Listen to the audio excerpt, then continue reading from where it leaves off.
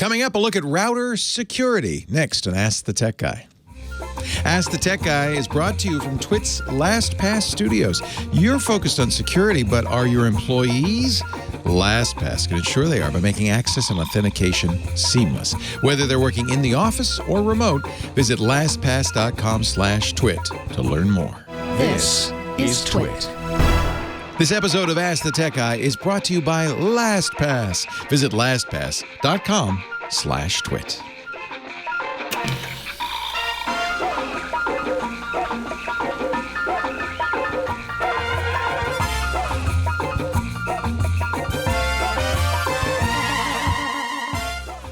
Hello, everybody. Leo Laporte here. Time once again for Ask the Tech Guy. Questions from you, our listeners. This comes from Michael in Ontario, Canada. I've been using a D-Link router. Wasn't completely happy with the performance, so I decided to try out eero, longtime sponsor of our network. I had to call their tech support because I needed to connect devices that would only operate at 2.4 gigahertz. We talked about this a couple of episodes ago. To my surprise, I discovered not only could the tech remotely hide the 5 gigahertz transmission on my network, but he could also see every device that I had connected to my eero. He could even rename one of my devices. All this raised some privacy concerns for me. I'd have to assume if he could remotely hide part of the operation of my network, he could probably shut it down entirely. Absolutely.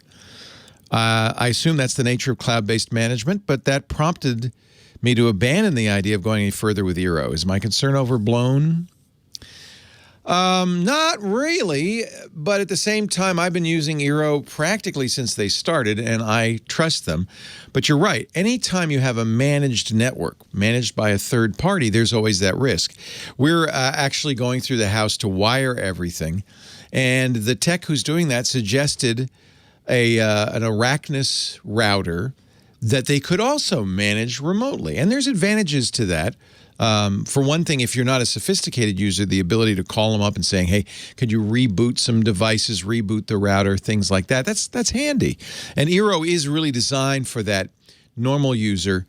And one of the selling points of the eero, besides the remote management, is that they're constantly watching your network, looking at what kind of devices they're on in the network, and shaping network traffic. They actually have a very sophisticated quality of service operation, so they could say, okay, I see Dad's watching Netflix in the living room, and I see that Junior is watching YouTube in the bedroom, but Mom's just on email, so we can prioritize the streaming traffic and let it be a little slower going to the email computer. And then should the roles switch, that will also switch. So eero, in my experience, gets better and better as it starts to understand your network and shape the traffic on your network.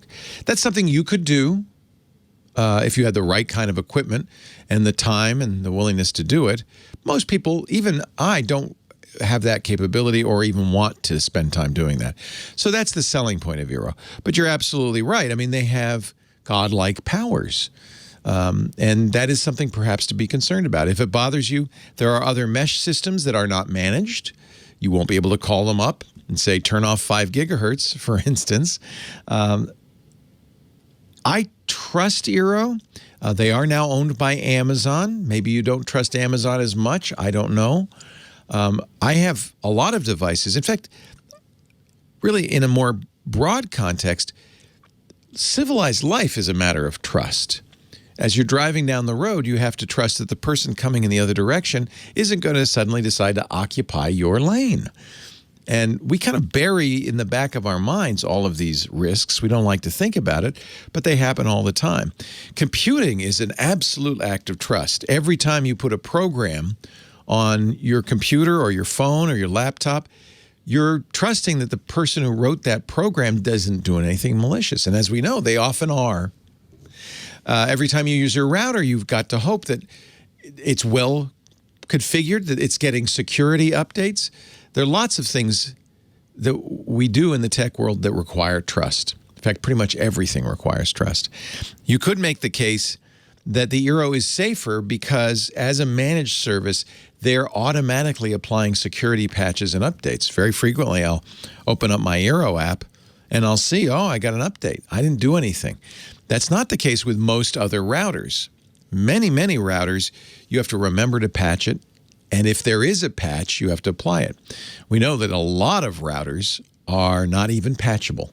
There was just a study from the Fraunhofer Corporation that found a great many routers, most of them, commonly used routers in the world, have security vulnerabilities and are running unpatched, either because their users didn't know enough to download the patches or the updated firmware, or because they weren't even available even if the users wanted them. That's one advantage you get from eero and a managed system. I like eero because I set my mom up with eero. She's in Rhode Island, and I can, with the eero app on my phone, not only manage my network, see all the devices, see their names. I can see her network, and if she has a problem, I can do some of that management myself. And of course, she could always call eero. I found eero support to be very good, very reliable. The one or few times I've had to call them, they've not only given me great advice, but because they have managed access, they can get into the router, do stuff. They opened ports for me, for instance, and they stayed on the line to make sure that everything worked as expected after they made those fixes. So I understand your concern, and if it is the case that if you had a rogue employee at eero who decided to shut down your network, they probably could do that. They probably could do that. On the other hand, I feel like the security offered by eero, the automatic patches, the eero Plus protection, make it worthwhile. I use it, and I'm not afraid of using it. And remember, no matter what eero could do, your internet service provider could do and do worse. So anytime we compute, there's a huge amount of trust distributed all over the place. That's society. That's the modern world. We are all interdependent, and it's kind of the nature of the beast. It's hard to be in a situation where you're not dependent on another person. It really is. You'd have to move to a cabin in the woods and have no internet, provide all your own water and power, chop your own wood for your fire. That doesn't sound like much fun. I prefer civilization. Great question, though, Michael. And, to answer your question, yes, it does mean they have that kind of access. And perhaps if that's something that bothers you, you should look elsewhere. Thanks for asking. Ask the Tech Guy brought to you today by LastPass. Your IT department at work has such a big job these days. New threats, new regulations. Strong security is tough. LastPass allows employees to do their work securely, whether they're in the office or at home. And LastPass never stores your master password, so hackers can't get to it. One of the other things I love about LastPass, encryption always happens only at the device level. Then it's encrypted and then synced to LastPass for safe storage. Visit LastPass.com/twit to find out how they can help you. That's LastPass.com/twit. That's Ask the Tech Guy for this Monday. If you've got a question, email me. I'm getting many more than I can answer. I only can answer one a week. I'm getting hundreds a day now, but I still would love to hear from you. Ask the Tech Guy at twit.tv.